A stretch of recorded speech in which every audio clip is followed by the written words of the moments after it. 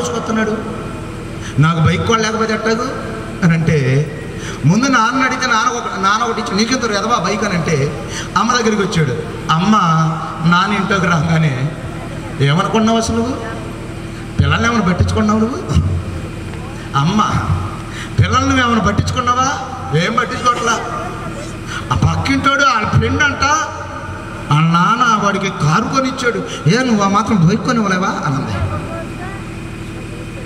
సరే ఎడితిరిగి రాజ్యం మీదే కదా, రాజ్యము ఎవరిదే అమ్మాయి సెపరేటి.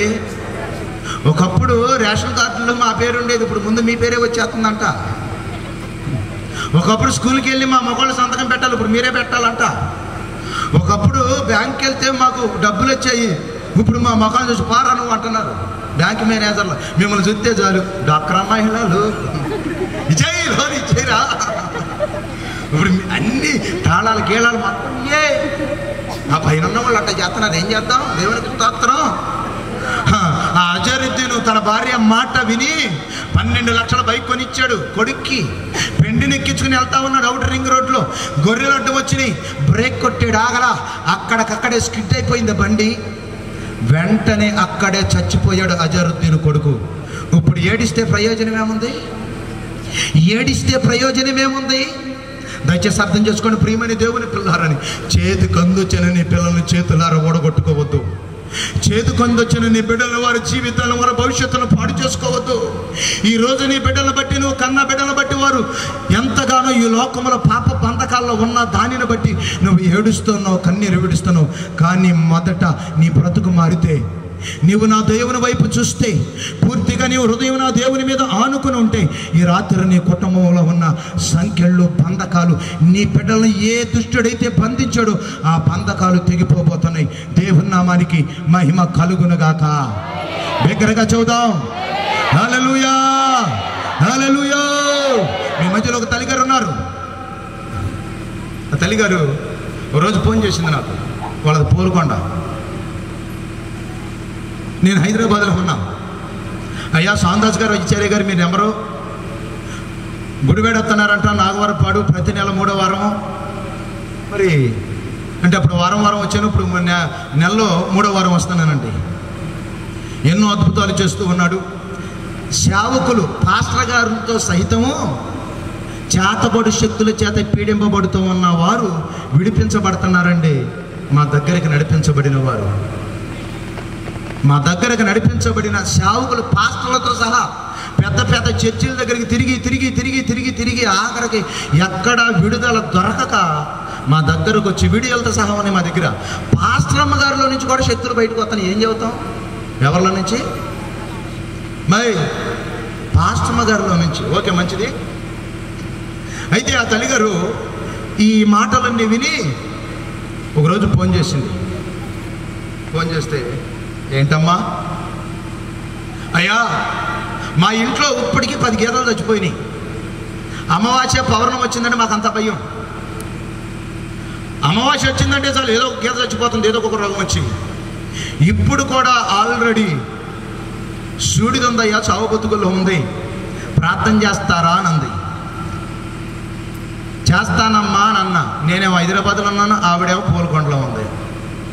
ఎట్ట చేయాలి ప్రార్థన? మొన్న ఒక టీవీలో అంటున్నాళ్ళే, ఇదిగో టీవీలో చూస్తూ ఉన్న వారులారా నా వస్త్రం పట్టుకోండి. టీవీలో ఏంటి నీకు స్వస్థత వచ్చింది అంటున్నాడు. టీవీలో నుంచి అంట ఏం పట్టుకోవాలి? ఏమండి వస్త్రం పట్టుకోవడానికి, చొక్కాయి పట్టుకోవడానికి అక్కడ టీవీ ఉండిద్దా? చొక్కాయి కనపడిద్దండి. చొక్కాయి పట్టుకుంటే చాలంట స్వస్థత అంట. ఇదే విచిత్రం. ఏది టీవీలో చూసేవాళ్ళు వాళ్ళు హైదరాబాద్లో 60 ఏళ్ళోడు కూడా 20 ఏళ్ళ కుర్రోళ్ళలాగా బొడ్డోళ్ళలాగా జుట్టు మొత్తం తెల్లగైపోయిన పుల్లు రంగేసి మేకప్ చేసి కూర్చుంటున్నాడు. ఇట్లాంటి వాళ్ళు అందరూ టీవీలోకి వచ్చేసి నా చొక్కాయి పట్టుకో. ఎక్కడ? అక్కడ కాదు, టీవీలో. నువ్వు టీవీ చూస్తుంటే టీవీ ముందుకు వచ్చి చొక్కాయి పట్టుకో. ఎక్కడ దొరికితే చొక్కాయినా మాకు దేవుని మనకు మహిమ కలుగురు కాక. వెళ్ళి చెప్పడు తల్లులారా, రాత్రి మిమ్మల్ని వదిలిపెట్టినా రాత్రి 4 అయినా. నేను హైదరాబాద్లో ఉన్నాను, ఆవిడేం పూలకంటలో ఉంది. గీతకు ప్రార్థన చేయాలి. ఎట్ట చేయాలి? అమ్మ ఏం చేయనమ్మా, నేను ఇప్పుడు ప్రార్థన చేయండి మా గీతకే. అమ్మ నేను హైదరాబాద్లో ఉన్నాను, ఏం కాదయ్యా, నా ఫోన్లో స్పీకర్ ఉంది, స్పీకర్ ఆన్ చేస్తాను. ఆన్ చేసి ఏం చేస్తామమ్మా, గీత చెవి దగ్గర పెడతా. ఆవిడ విశ్వాసం చూడండి. దేవునికి స్తోత్రం చెప్పండి ఒకసారి. ఆ తల్లి ఎక్కడ కూర్చుంది అదిగోటి, ఆవిడ విశ్వాసం చూడండి. సరే పెట్టమ్మా అన్న. ప్రభువా ఆ బిడ్డను దీవించయ్యా. కాదు క్షమించయ్యా, బిడ్డ కాదు కదా, ఎందుకంటే ఆ మనుషులకు ప్రార్థన చేశాను కానీ గీతలకు చేయలేను నేను ఎప్పుడు. టక్కమంట గీతను పోయి పశువుని పోయి బిడ్డగా అన్న. అయ్యా బిడ్డ కాదు నాయన, ఆ పశువుని దీవించు, ఆ పశువుని వెంటాడుతున్న దురాత్మను బంధించు, దానికి విడుదల స్వస్థత అని ప్రార్థన చేశానండి. మరుసటి రోజుకి లేచి కూడి తాగుతుందండి. ఈ రోజుకి బతికే ఉంది ఆ గేద. ఎప్పటికీ ఒక్క గేద కూడా సావాల గల కారణం ఏంటి తెలుసా? ఆ గేదకు కలిగిన స్వస్థత చూసి గుడివాడ వచ్చేసిన తల్లిగారు వాళ్ళ ఇంట్లో ప్రార్థన పెట్టించుకుంది. వాళ్ళ కూతురులో నుంచి ఒక భయంకరమైన దుష్టశక్తి బయటకు వచ్చింది. బయటకు వచ్చి కొన్ని సంవత్సరాల క్రితం ప్రయోగం చేత దుష్టుడు నన్ను పంపించాడు. ఒక మంత్రగాడు వీడి కుటుంబంలో వీళ్ళ కుటుంబంలోకి పంపించాడు. అప్పటి నుంచి వీళ్ళ కుటుంబంలో గేదలను తినేస్తానా అని మాట్లాడడం ప్రారంభించిందండి. నజరేయుడైన యేసు నామములో దురాత్మ ఈ కుటుంబాన్ని విడిచిపెట్టి వెళ్ళిపోవాలని చెప్పా. దేవుని మాటకు లోబడి ఆ కుటుంబంలో నుంచి వెళ్ళిపోయింది. ఎప్పటికీ ఒక్క గేద కూడా చచ్చిపోలేదు. దేవునికి స్తోత్రం చెప్పండి. హల్లెలూయా. ఆ రోజు నుంచి ఇప్పటి వరకు మమ్మల్ని విడిచిపెట్టలేదు. మేము వచ్చిన ప్రతి వారము ప్రతి నెల ఆ ప్రార్థనకు వస్తానే ఉందండి. దేవుని నామానికి మహిమ కలుగును గాక. హల్లెలూయా. ఎవరిని బంధించిన బంధకాలండి? అమ్మాయి గేదల్ని సాతానుగాడు ఏం చేశాడు అనుకున్నారు? కట్టేశాడు. ఏది కట్టుగా కాదు, కర్రల కాదు కట్టేసింది. సాతానుగాడు యొక్క కట్లు చేత బంధించాడు. భయంకరమైన సంఖ్యల చేత బంధించేసి వారి కుటుంబంలో ఒక్క పశువు కూడా ఉండనివ్వకుండా చంపేస్తున్నాడు. ఎప్పుడైతే నజరేయుడైన యేసు నామములో ఆ కుటుంబంలో కొడుకు పెట్టామో ఆ కుటుంబాన్ని వెంటాడుతున్న దైవ శక్తి, చేతబడి శక్తి, వారిని వెంటాడుతున్న శాపం నా యేసయ్య కొట్టివేశాడు. గొప్ప విడుదలిచ్చాడు. ఈరోజు వారి కుటుంబంలో వాళ్ళ కూతురికి అప్పటి వరకు మరి పెళ్లి కాలేదు, పెళ్ళయింది, విడిపోయారు. ఎందుకంటే వారి కుటుంబంలో ఉన్న దెయ్యపు శక్తులు అలా విడగొట్టేసినాయి. ఎప్పుడైతే విడుదలిచ్చాడో దేవుడు వాగ్దానం చేశాడు, ఈరోజు వారి కుటుంబంలో వాళ్ళ కుమార్తెకు అద్భుతమైన రీతిగా దేవుడు వివాహం చేశాడు. ఈరోజు సంతోషము, సమాధానం వారి కుటుంబంలో దేవుడిచ్చాడు. చప్పట్లు కొట్టి దేవుని మనం మహిమపడతాం. హల్లెలూయా, హల్లెలూయా. ఈరోజు నీవు కూడా ఏదైనా బంధకాల్లో ఉన్నావా? నీవు వ్యభిచారం అనే కట్ల చేత ఉన్నావా? పాపం అనే కట్ల చేతను ఉన్నావా? ఒకవేళ అదే వ్యభిచారంలో నువ్వు బ్రతికితే నీ భర్తను మోసం చేస్తున్నావేమో, నీ భార్యను మోసం చేస్తున్నావేమో, సాతానుగాడి యొక్క బంధకాల్లో నువ్వు ఉన్నావేమో. నీ కడుపును పుట్టిన బిడ్డలు అదే పని చేస్తే నువ్వు తట్టుకోగలవా? ఈ రాత్రి బంధకాలు తెగిపోవాలి. ఈ రాత్రి శాపం అనే బంధకాలు తెగిపోవాలి. ఈ రాత్రి ప్రియమని దేవుని పిల్లారని నీ కుటుంబంలో ఉన్న ప్రతి కట్లు తెగిపోవునుగాక. నమ్మిన వారు స్తోత్రం చెప్పండి. హల్లెలూయా. ఒక మాట చెబుతానండి. నా ప్రభు అయిన యేసుక్రీస్తు లోకానికి వచ్చినప్పుడు ఒక స్త్రీని విడిపించాడు. ఆ స్త్రీ 18 ఏళ్ల నుంచి 18 సంవత్సరాల నుంచి నడుము వంగిపోయి తిరుగుతూ ఉందండి. ఎన్ని సంవత్సరాల నుంచి చెప్పండి గట్టిగా? 18 ఏళ్ల నుంచి 18 సంవత్సరాల నుంచి నడుమొంగిపోయి తిరుగుతూ ఉంది. నడుమొంగిపోయి తిరుగుతుంది. చాలా మంది డాక్టర్ల దగ్గరికి వెళ్ళింది. ఎక్కడికి వెళ్ళినా ప్రయోజనం లేదు. ఆవిడ తిరగని దవాఖానా లేదు. దవాఖాన అంటే మా తెలంగాణ భాషలో హాస్పిటల్ అండి. ఆవిడ ఎళ్ళని హాస్పిటల్ లేదు, ఎళ్ళని డాక్టర్ లేడు, వాడని మెడిసిన్ లేదు. ప్రతి చోటకు తిరిగింది. తిరిగి ఆఖరికి యేసయ్య గురించి విని యేసయ్య దగ్గరకు వచ్చింది. యేసయ్య దగ్గరకు వచ్చినప్పుడు యేసయ్య ఒక అద్భుతమైన కార్యం చేశాడండి. ఒక అద్భుతమైన కార్యం చూశాడు. ఏంటి అనంటే ఆవిడ నడుము వంగిపోయి తిరుగుతూ ఉంది. డాక్టర్లు అన్నారు, అమ్మా నీ ఎన్నుపో సరిగిపోయింది తల్లి. ఆ ఎన్నుపో సరిగిపోవడం చేత నీ నడుము బెండ్ అయిపోయింది, నీకు నరాల వీక్నెస్ వచ్చింది, ఇంకా నీ నడుము నిటారుగా రావడము అసాధ్యము. జరిగే పని కాదు, ఆపరేషన్ చేసిన అయ్యే పని కాదు. కనుక నీ జీవితము ఇంతే అనంది. ఇంతే అని మాట్లాడడం మొదలుపెట్టారు. కానీ నా యేసయ్య ఏం చేశాడంటే ఆ స్త్రీని పిలిచాడు. పిలిచి ఆవిడ మీద చేతెత్తి ప్రార్థన చేయగానే ఆవిడలో ఉన్న దురాత్మ వెళ్ళిపోయింది. వెంటనే నడువంగిపోయిన స్త్రీ లేచి గొంతులు వేస్తూ ఉంది. దేవుని నామానికి మహిమ కలుగునుగాక. హల్లెలూయా, హల్లెలూయా. 18 ఏండ్ల నుంచి 18 సంవత్సరాల నుంచి బహుగా బాధపడుతూ ఉంది. దుష్టుడు ఆవిడ్ని బంధించేశాడు. నడుము వంచేసిన దెయ్యం పట్టింది ఆవిడ్ని. ఎప్పుడైతే నా యేసయ్య ఆ దురాత్మను గద్దించాడో వెంటనే ఆ దురాత్మ ఆవిడలో నుంచి వెళ్ళిపోయింది. ఆవిడ లేచి గొంతులు వేయడం ప్రారంభించిందండి. ప్రియమైన దేవుని పిల్లారని కొంతమంది జీవితాలు ఇలాగే ఉంటాయండి. నడుము నొప్పి, లేకపోతే కాళ్ళ నొప్పులు వంగిపోయి, లేకపోతే భయంకరమైన బలహీనతతో ఉన్నారు. ఇలాంటి వారిని ఏం పట్టిందో తెలుసండి? దురాత్మ పట్టింది. అంతేకాదండి, నా ప్రభు అయిన యేసుక్రీస్తు లోకానికి వచ్చినప్పుడు కొన్ని దెయ్యాలను వెళ్ళగొట్టాడండి. ఎలాంటి దెయ్యాలను వెళ్ళగొట్టాడు తెలుసండి? గుడ్డి దెయ్యాలను వెళ్ళగొట్టాడు. మోగ దెయ్యాన్ని కూడా వెళ్ళగొట్టాడు. తెలుసా మీకు? అర్థమవుతుంది చెప్పిన మాట? ఈరోజు మధ్యాహ్నం ఒక సిస్టర్ని తీసుకొచ్చారు చర్చి దగ్గరికి, గుడివాడ నాగవరపాళ్ళెం. నేను చర్చిలో ఉన్నాను. మధ్యాహ్నం దగ్గర 3 గంటల ప్రాంతం అవుతుంది. ఒక 7-8 మంది ఒక సిస్టర్ని తీసుకొచ్చిన ముందర కూర్చోబెట్టారు. కూర్చోబెట్టిన తర్వాత ఏంటమ్మా ఈవిడ పరిస్థితి అని అంటే, అయ్యా తన భర్త చనిపోయాడు, ఈవిడికి 2 పిల్లలు, ఈవిడికి భయంకరమైన బలహీనత. ఉన్న వాస్తవం చెప్పండి తల్లి అని అంటే వాళ్ళు చెప్పడం ప్రారంభించారు. అయ్యా తన భర్త లారీ డ్రైవర్, అతనికి హెచ్ఐవి వచ్చి చనిపోయాడు. 2 పిల్లలు ఉన్నారు. ఈవిడికి కూడా అదే రోగం సంభవించింది. కొద్ది రోజుల నుంచి చాలా పిచ్చిగా మాట్లాడుతుందయ్యా అని వారి తల్లి ఆవేదనతో చెబుతూ ఉంది. ముందుకు జరగమని చెప్పా. నా ముందుకు జరిగింది. చెయ్యేసి ఆవిడ మీద ప్రార్థన చేస్తూ ఉన్నా. ఆవిడలో నుంచి కేకలు వేసుకుంటూ ఒక దురాత్మ బయటకు వచ్చింది. ఏయ్ దురాత్మ, ఎవరు నువ్వు అనంటే, నేను ఘటా సర్పాన్ని.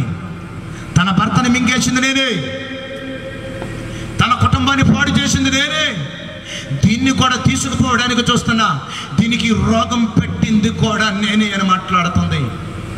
ప్రార్థించి గద్దించాం. నా యేసు నామములో విడుదల జరిగింది. చప్పట్లు కొట్టి దేవుని నామాన్ని మహిమపడతామా? కట్టుకథలు కాదండి. ఈరోజు మధ్యాహ్నం జరిగిన సన్నివేశం. ఒక దురాత్మ ఒక వ్యక్తిలోకి ప్రవేశించి పాపము చేత భయంకరమైన వ్యభిచారము చేత, లేకపోతే తన భర్త చేత భయంకరమైన వ్యాధిని పుట్టించింది. అది ఎవరో కాదు, దురాత్మ. ఆ దురాత్మ ఆవిడ నుంచి బయటికి రాగానే చాలా ఆశ్చర్యం అనిపించింది. కేకలు వేసుకుంటే అసలు ఓపిక లేదు. ఎట్టా ఉంది మనిషి, ఎండిపోయింది, నడవలేని స్థితిలో తీసుకొచ్చారు ఆవిడ్ని. కేకల మాటలు మాత్రం భీకరంగా ఉన్నాయి. దయచేసి అర్థం చేసుకోండి ప్రియమని దేవుని పిల్లారని. ఈరోజు నువ్వు ఏ బంధకాలతో ఉన్నావో, ఏ పాపములో ఉన్నావో, ఏ శాపములో ఉన్నావో, ఏ రోగముతో ఉన్నావో, ఏ వ్యాధితో ఉన్నావో, ఇవన్నీ సాతానుగాడే నిన్ను పొంది. ఏంటండి సాతానుగాడు అంటున్నావు ఏంటండి అనొచ్చు. ఒక వ్యక్తిని అడిగితే ఆ వ్యక్తి అంటున్నాడు, అయ్యా నేను చిన్ననాటి నుంచి నేను కష్టపడుతున్నాను కానీ నా జీవితంలో రూపాయి కూడా మిగలట్లేదయ్యా, అప్పు లేనయ్యా, నా కష్టార్జితం ఏ మాత్రం మిగలట్లేదయ్యా, నా కుటుంబం నిండా అప్పు లేనయ్యా, నా కుటుంబం నిండా వ్యాధి లేనయ్యా, ఏం చేయాలో అర్థం కావట్లేదయ్యా. వారికి నేను ఒకే సమాధానం చెప్పా. బైబిల్ గ్రంథంలో ఇర్మియా పరిశుద్ధ గ్రంథము నుంచి మాట చూడండి, అందరూ తీయాలి. ఇర్మియా 3వ అధ్యాయము 24వ వచనం. అయినను మా బాల్యము నుండి లజ్జాకరమైన దేవత మా పితరుల కష్టార్జితమును వారి గొర్రెలను వారి పశువులను వారి కుమారులను వారి కుమార్తెలను రింగివేయుచు ఉన్నది. దేవుని నామానికి మహిమ కలుగును గాక. ఏంటండి వారి ఇశ్రాయేలు ప్రజలు మాట్లాడుతూ ఉన్నారు, అయ్యా మా పితరుల నాటి కాలము నుంచి ఒక లజ్జాకరమైన దేవత, ఒక దురాత్మ మా కష్టార్జితాన్ని మింగేస్తుంది. కష్టపడే కష్టార్జితం మింగేస్తుంది. మా పిల్లలను, మా బిడ్డలను, మా గొర్రెలను, మా పశువులను మురిగేస్తుందయ్యా. మాకు విడుదల లేదా? మా చర్చికి హైదరాబాద్ ప్రాంతంలో ఒక ఫ్యామిలీ వచ్చారు. వారి కుటుంబాన్ని చూస్తే చాలా ఆశ్చర్యం. వారింట్లో మగ పిల్లలు 8 మంది పుట్టారు. 2 ఆడపిల్లలు, మొత్తం 10 మంది సంతానం. 8 మంది మగ పిల్లల్లో 7 చచ్చిపోయారు. 7 చచ్చిపోయారు. ఆ ఇంటి యజమానుడు కూడా చచ్చిపోయాడు. మొత్తం ఆ ఇంట్లో 8 చనిపోయారు. ఒకే ఒక్క మగవాడున్నాడు, ఇంకా ఆఖరివాడున్నాడు. వాడుండగా మా మందిరానికి నడిపించబడ్డాడు. వారి కుటుంబంలో ప్రార్థన పెట్టే ఉపవాస ప్రార్థన. వారిని వెంటాడుతున్న దైవ శక్తి, మంత్రశక్తి బయటకు వచ్చి మాట్లాడుతూ ఉంది వాళ్ళ అమ్మలో. వీరి కుటుంబంలో ఎప్పటికీ 8 మందిని మృంగేశాను. వీడిని కూడా మృంగాలని చూస్తున్నాను, కానీ వీడు నీ దగ్గరికి వచ్చాడు కాబట్టి నా వల్ల కాటలేదు. దేవుని నామానికి మహిమ కలుగును గాక. బిగ్గరగా చూద్దాం, బిగ్గరగా హల్లెలూయా. దయచేసి గమనించండి ప్రియమైన దేవుని పిల్లారని. బైబిల్ ప్రకారంగా నేను చెబుతున్నాను. కొన్ని కుటుంబాల్లో పశువుల్ని దుష్టుడు మింగేస్తూ ఉంటాడు. కొన్ని కుటుంబాల్లో నువ్వు కష్టపడుతున్నావా, నీ కష్టార్జితము చిల్లి సంచిలో వేసినట్టు అయిపోతుంది. గల కారణం ఏంటో తెలుసా? నీ కుటుంబంలో నీ పితరునాటి కాలం నుంచి ఒక దురాత్మ నిన్ను వెంటాడుతుంది. ఆ దుష్టుడు నిన్ను బంధించాడు, నీ కష్టార్జితాన్ని మింగేస్తున్నాడు. ఈ రాత్రి నీ కష్టార్జితం నువ్వు అనుభవించాలి అంటే కొన్ని కుటుంబాల్లో ఏ పని తల పెట్టినా సరే అంతా భస్మం అయిపోతూ ఉండిద్దండి. ఏ పనిలో అడుగు పెట్టినా సరే వాడు అడుగు పెడితే చాలు క్షేమంగా ఉన్నవాళ్ళు కూడా మటాష్ అయిపోతారు. ఏంటో వాడి దరిద్రం, వాడి శాపం వాడి నెత్తి మీద అట్ట ఉంది. ఏం చేద్దాం? దేవుని నామానికి మహిమ కలుగును గాక. చెప్పారు, దేవుని నామానికి మహిమ కలుగును గాక. బిగ్గరగా ఒకసారి దేవుని నామాన్ని స్తోత్రిద్దాం. బిగ్గరగా తల్లి ఎల్లవయ్య అన్నట్టుకుంది. నాకు అల్లేలు అన్నట్లేదు, ఎల్లవయ్య అన్నట్టుంది. చెప్పండి అమ్మా గట్టిగానా? అమ్మాయి మరొకసారి చెప్పండి తల్లి. మీ స్వరం అంతా మీ ఆయన మీద ఉపయోగించేదంతా చెప్పండి తల్లి. అది అబ్బా అయిలారా. ఆ రోజు అవ్వమ్మ ఆవిడ మాట విని అయిపోయింది. యేసయ్య వచ్చి అంటుంది, దేవుడు అంటున్నాడు, ఏయ్ మగమ్మ, నేను చెప్పిన మాట వినకోకున్నాను, నా మాట వినకోకున్నాను. నీ భార్య అయినా అవ్వ మాట విని తినొద్దన్న పండు తిన్నావు, సత్యం. ఈ రోజుల్లో మా ఇంట్లో హైకమాండ్ ఎవరంటే మా ఆవిడండి. ఏయ్యా ప్రార్థనకి వెళ్దాం, మీటింగ్కి వెళ్దాం, మా ఆవిడని అడిగొస్తా. ఏం చేస్తాం? రోజులు అట్ట అయిపోయినాయి. ఆయన ప్రార్థనకు రావటానికి కూడా ఆవిడని అడిగి రావాలంటే ఏంటో అసలు ఇక్కడ అసలు తల కింద అయిపోయినట్టు పరిస్థితులు. అసలు మా హైదరాబాద్లో ఒకసారి నేను బస్సు ఎక్కానండి. ఒకసారి బస్సు ఎక్కి కూర్చున్నాను. పక్కన మగ వ్యక్తి కూర్చున్నాడు. మగ వ్యక్తి అంటే ఎట్టాడు? అమ్మాయి ఎట్లా ఉంటాడు తెలుసు కదా, మాట్లాడేటి చూడనట్టుగా చెబుతున్నారు. దేవునికి స్తోత్రం. మగ వ్యక్తి అయినా కూర్చున్నా. కూర్చోగానే సిగ్గులేదా, నీకు మేనస్ ఉందా? లేదు రెండు. రకరకాల ఇంగ్లీష్ నా మొక్కలు ఆలోచించేసింది. ఆ మాట మీద అనుకున్న ఊరు నేను ఈవిడ ఆడావిడ కావాల్సిన అనుకుని. మరి ఆడావిడ అయ్యి ఉండి మరి నేను ఆ పక్కన ఎందుకు కూర్చున్నానంటే నాకు ఆడావిడలా కనపడలేదండి. జీన్స్ ప్యాంట్ టైట్ పెట్టేసింది. జీన్స్ ప్యాంటు టైట్ ఫిట్ అన్నమాట. కొంచెం కాడ గ్యాప్ లేదు, అసలు అతుక్కుపోయింది కాలుకి ప్యాంటు. టీషర్ట్ టైట్ టీషర్ట్ అన్నమాట. ఒకవేళ సంఘంలోకి వచ్చి అల్లేలు చెబితే దానికి స్లీవ్లెస్ అన్నమాట. ఆ పన్నీకి వేసుకున్న టీషర్ట్కి స్లీవ్లెస్. ఇప్పుడు కొత్తగా వచ్చేసినాయండి. మీరు చాలా మంచి వాళ్ళు. ఈ వెనకాల పెత్తిడి ఎంత కూడా లేదు, మొత్తం మటాష్ అయిపోతుంది. అమ్మాయి ఏంటనుకున్నారు? మా హైదరాబాద్లో కొంతమంది లేడీస్ కొన్న జాకెట్లు చూస్తుంటే కళ్ళు మూసుకుని పోవాల్సి వస్తుంది. ఏంటంటే వెనకాల ఏమంటలా 2 తాళ్ళు ఉంటున్నాయి, దాన్ని బట్టి అట్లా లాగితే చాలా అంతే సంగతి రకలే. నిజమండి, విచిత్రంగా తయారయ్యారు. అసలు మనుషులు మగవాళ్ళు అయిన తర్వాత మగవాళ్ళుగా కనపడుతున్నారు, ఆడవాళ్ళుగా కనపడుతున్నారు. ఆడవాళ్ళే మగవాళ్ళు అవుతున్నారు, మగవాళ్ళే ఆడవాళ్ళు అవుతున్నారు. టైట్ జీన్స్ ప్యాంట్ వేసింది, టైట్ టీషర్ట్ వేసింది.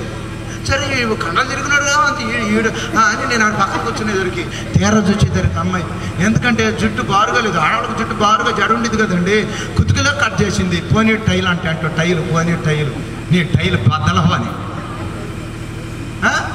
ఆ అవతారం చూసేసరికి నేను మగవాడిని అని కూర్చున్నా. తీరా 4 మాటలు మాట్లాడేసరికి అర్థమయ్యింది.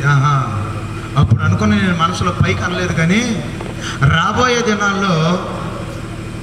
దినాల్లో ఆల్రెడీ ఇప్పుడు ఏమన్నాయంటే కొన్ని బస్సుల మీద, నా చిన్నప్పటి నుంచి బస్సు ఎక్కినప్పుడు చూస్తున్నాను, స్త్రీలకు కేటాయించిన సీట్లు దాంట్లో స్త్రీలే కూర్చోవాలి.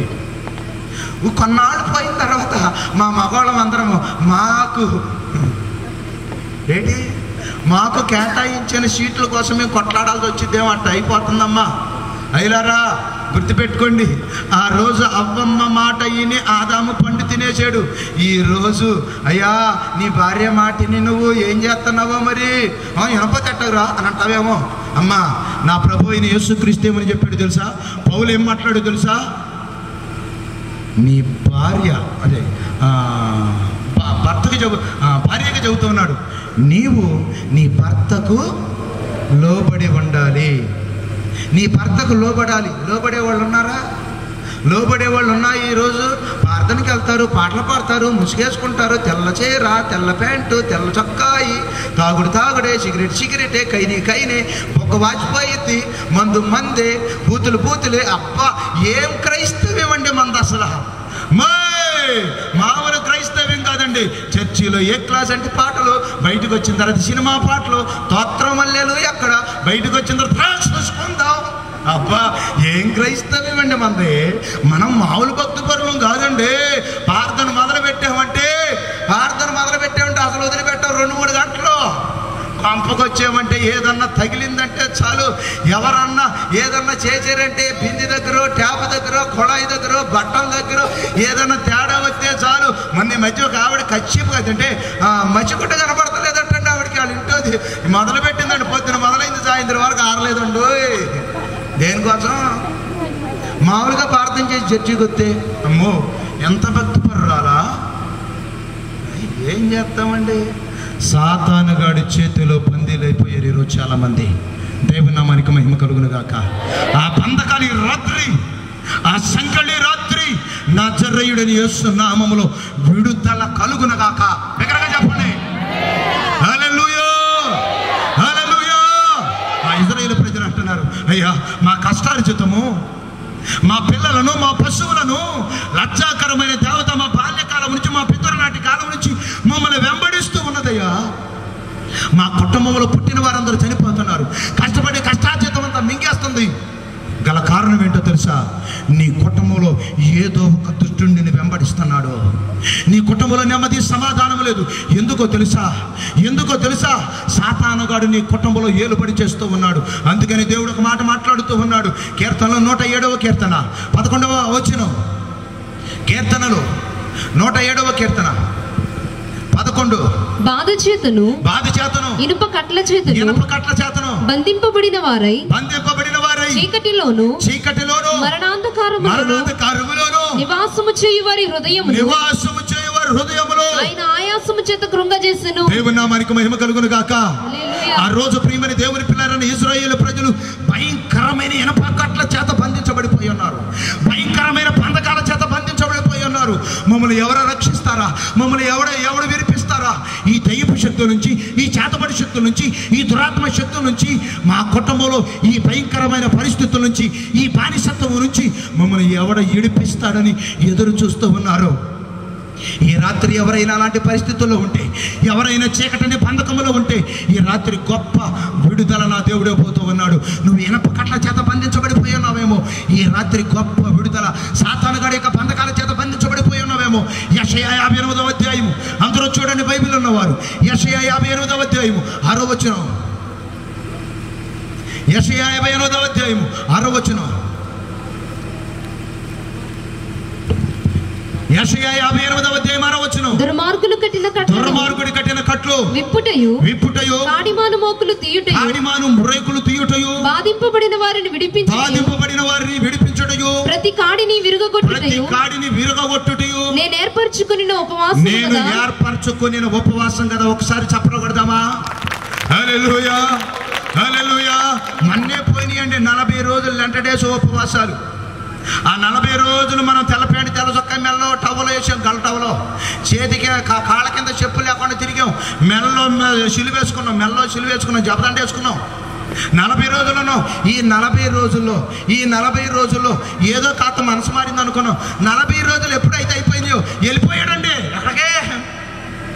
ఎక్కడికి? బీర్ షాప్కి, బార్ షాప్కి. అంటే 40 రోజుల కోసమేనా నీ ప్రతిష్టత? నీ బ్రతుకు మారేది ఎప్పుడు? నీ కుటుంబంలో ఉన్న ఆ బంధకాలు తెగిపోయేది ఎప్పుడు? ఇంకా నీ కుటుంబం అలాగే అనగారిపోయిందంటే ఏంటో తెలుసా? నీవేదో పైకి భక్తి పరురాలుగా నటిస్తున్నావు, కానీ హృదయపూర్వకంగా నీ జీవితం మారలేదు.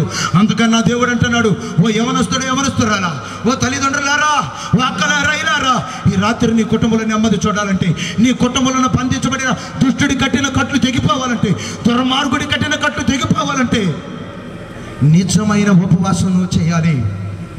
నేను 40 రోజుల ఉపవాసం ఉన్నా. 40 రోజుల ఉపవాసం ఉన్నా. ఇదేదో నా గొప్ప కోసం చెప్పడం కాదండి. 40 రోజులు పచ్చి మంచినీళ్ళతో ఉన్నానండి. 40 రోజులు పచ్చి మంచినీళ్ళతో ఉన్నా. 40 రోజులు టిఫిన్ కానీ జ్యూస్ కానీ ఏమీ తినలేదు, తాగలేదు. ఈ 40 రోజుల్లో ఎంతో మందికి దేవుడు విడుదల ఇచ్చాడు, ఎన్నో కుటుంబాలకు విడుదల ఇచ్చాడు, ఎంతో మందిని దేవుడు బాగు చేశాడు, స్వస్థపరిచాడు. దేవునికి స్తోత్రం చెబుదామా? అంతేకాదు, ఆ ప్రాంతంలో దొమ్మాయిగూడ ప్రాంతంలో ఒక మంత్రగాడు సాయిబ్ ఉన్నాడు. వాడికి ఆ విషయం తెలిసిపోయింది. దెయ్యపు శక్తులు వెళ్ళిపోతున్నాయి, నేను కట్టే కట్లని యేసునామములో వాడు తెంచేస్తున్నాడు, నా దగ్గరికి ఎవడు రావట్లేదని వాడేం చేశాడంటే, మేము ప్రార్థన పెట్టే చోట వాడు గొయ్యి తీసి, రేత్రిపూట ఎప్పుడు వచ్చాడో తెలియదు, రేత్రిపూట గొయ్యి తీసి గోతులో నిమ్మకాయలు అయ్యి మొత్తం పాతేసి వెళ్ళిపోయాడు. మేము ప్రార్థన పెట్టే చోట బయట టెంట్ వేసి పెడతా ఉంటాం. ఆ ప్రార్థన చేసే చోట నేను కూర్చునే చోట పెట్టిపోయాడు. కొద్ది రోజుల తర్వాత ఒక తల్లి నా దగ్గరకు వచ్చింది, ఒక ఫ్యామిలీ. ఆ ప్రాంతంలో ఆ కుటుంబంలోకి ఎవరు అడుగు పెట్టాలన్న భయమే, వారి ఇంట్లోకి వెళ్ళాలంటే భయం. యవనస్తురాలు, వారి తండ్రి గారు భయంకరమైన బాధతో భయంకరంగా ఉరిపోసుకు చచ్చిపోయాడు. వాళ్ళ అమ్మ కూడా భయంకరమైన మరణ పడక మీద ఉంది. ఆ యవనస్తురాలు కూడా వారింట్లో ఏదైనా మాంసంగా నీసుగా వండుకుంటే వండిన కాసేపటికి దాకలో పొయ్యికలు తప్ప కండు ఉండేది కాదండి. అర్థమైంది నేను చెప్పిన మాట? పొయ్యికలు తప్ప కండు ఉండేది కాదు. బాత్రూంలోకి వెళ్ళి స్నానం చేస్తూ ఉంటే ఆవిడ పెట్టుకునే సప్పండి ఆవిడ చుట్టూ గిరగిరా తిరిగేదంటండి. ఎట్లా ఉండేది ఒకసారి ఆలోచించండి. దొడ్లోకి వెళ్ళి స్నానం చేస్తుంటే ఆవిడ పెట్టుకునే సప్పు ఆవిడ చేతుల్లోంచి బయటికి వెళ్ళిపోయి గిరగిరా తిరిగేదంటండి. ఒకరోజు ఒక చెయ్యి వచ్చి అమాంతం ముఖం మీద అట్ట గీకేసిందంటండి. వెంటనే అలాగే బాత్రూమ్ నుంచి బయటకు పారిపోయి వచ్చింది. ఆ ఇంట్లోకి ఎవరన్నా వెళ్ళాలంటే భయపడిపోయేవాళ్ళు. ఆవిడ మా దగ్గరకు వస్తుంటే 2-3 పాస్టర్లు అన్నారు, ఆవిడ్ని చర్చికి రానిమాక, వారి ఇంటి నిండా భయంకరమైన చేతబడి శక్తులు ఉన్నాయి, ఆవిడ జోలుకుని వెళ్ళమాక అని అన్నారు. నిజంగా ప్రియమైన దేవుని పిల్లారని మా దగ్గరకు వచ్చిన తర్వాత ఆవిడలో నుంచి భయంకరమైన చేతబడి శక్తులు ఒక్కొక్కటి రావడం ప్రారంభించిందండి. శక్తులన్నీ వెళ్ళిపోయినాయి. మనిషి అంతకుముందు ఎండిపోయింది. ఈరోజు దేవుడు మంచి ఆరోగ్యం ఇచ్చాడు. చప్పట్లు కొట్టి దేవుని మనం మహిమపడతామా? హల్లెలూయా. అంతేకాదు, ఎవడైతే వాళ్ళ మీదకి చేతబడి చేశాడో వాడే మేము ప్రార్థన పెట్టే చోట, ఆ ప్రార్థనలో నేను కూర్చునే చోట గొయ్యి తీసి గోతులో అయ్యి పెట్టి చేతబడి చేసిపోయాడు నన్ను లేపేయాలని. ఒకరోజు ఆదివారం రోజు ఆరాధన జరుగుతూ ఉంది. ప్రార్థన ముగిస్తూ ఉన్నాను. ఈలోపు ఆవిడలో నుంచి ఆ మంత్రగాడు వచ్చేసాడు. ఏయ్, నువ్వెవడవి? నీది ఆంధ్ర కదరా, నువ్వెక్కడికి వచ్చేవేంట్రా? నేను పంపించే శక్తులన్నీ నువ్వు నాశనం చేసేస్తున్నావు. నా దగ్గరికి ఎవరో రావట్లేదు, నువ్వు ఉండాలో నేనుండాలో ఈ 90 గోళ్ళు తేల్చుకుందాం అన్నాడు. సంఘం అంత బలంగా ప్రార్థన చేస్తూ ఉంది. దేవుడు ఉన్నతమైన కృప ఏంటో తెలుసండి. వాడు అన్నాడు, నీ ఎంత చూస్తాను ఏరియాలో లేకుండా చేసేస్తాను, నువ్వు ఉండడమో నేనుండడమో తేల్చుకుందాం అన్నాడు. ఆడు నాతో మాట్లాడిన 15 రోజులకి వాడికి పక్షవాతం వచ్చి ఇప్పటికీ మంచంలోనే ఉన్నాడు దొమ్మాయి గోళ్ళలో. చప్పట్లు కొట్టి దేవుని నామమున మహిమపడతాం. అంటే నా దేవుడి ముందు, నా దేవుని శక్తి ముందు, నజరేయుడైన యేసు నామం ముందు ఈ లోకముల మంత్రగాళ్ళవని, చేతబడి శక్తులు అన్నవి, దేవుని దయ్యపు శక్తులవని ఈ లోకములో ఏదైనా సరే శాస్త్రాంగ పడవలసిందే. నీ కుటుంబంలో ఏ బంధకాలు ఉన్నాయో, నీ కుటుంబంలో ఏ చీకటి శక్తులని వెంబడిస్తూ ఉన్నాయో, ఆ రోజు ఇశ్రాయేలు ప్రజలకు అడ్డుగా ఉన్న సముద్రాన్ని నా దేవుడు చీల్చి ఆరిన నేలలో నడిపించాడే, నీ కుటుంబాన్ని నడిపించలేడా? నీ కుటుంబానికి విడుదల ఇవ్వలేడా? నువ్వు ప్రార్థనకి వెళ్తున్నావు కానీ నీ కుటుంబంలో బంధకాలు, నీ కుటుంబంలో శాపము, నీ కుటుంబంలో ఉన్న పరిస్థితులు ఇంకా అలాగే ఉన్నాయి. నువ్వు సమృద్ధిని చూడలేకపోతున్నావు. ఈ రాత్రి నీ కుటుంబంలో ఉన్న బంధకాలు తెగిపోవాలి. ఈ రాత్రి నీ కుటుంబంలో సమృద్ధిని చూడాలి. ఈ రాత్రి నీ కుటుంబంలో సమాధానం చూడాలి. సమాధానం చూడాలి అంటే ఈ రాత్రి నీ కుటుంబంలో గొప్ప విడుదల జరగాలి. చప్పట్లు కొట్టి దేవుని నామాన్ని మహిమపరుద్దాం. హల్లెలూయా, హల్లెలూయా. బిగ్గరగా చెబుదాం హల్లెలూయా. మరొకసారి హల్లెలూయా. మీ అందరికీ తెలిసిన ఒక మాట నేను జ్ఞాపకం చేస్తూ ఉన్నా. నా యేసుక్రీస్తు లోకంలో సిలువకు అప్పగించబడే ముందు ఒక అద్భుతమైన సన్నివేశం జరిగింది. శిష్యులు పిలిచాడు, ఓ శిష్యులారా ఇటు రండి అన్నాడు. వచ్చాడు. అయ్యా ఏం చేయాలి బాయ్? అదిగో ఆ 3 దూరంలో ఒక ఊరు ఉంది, ఆ ఊరికి వెళ్ళండి. వెళ్తామయ్యా. ఆ ఊరికి వెళ్ళిన తర్వాత ఒక గాడిద ఉండిద్ది, గాడిద పిల్ల ఉండిద్ది, దాన్ని నా కొరకు తీసుకురండి అని అన్నాడు.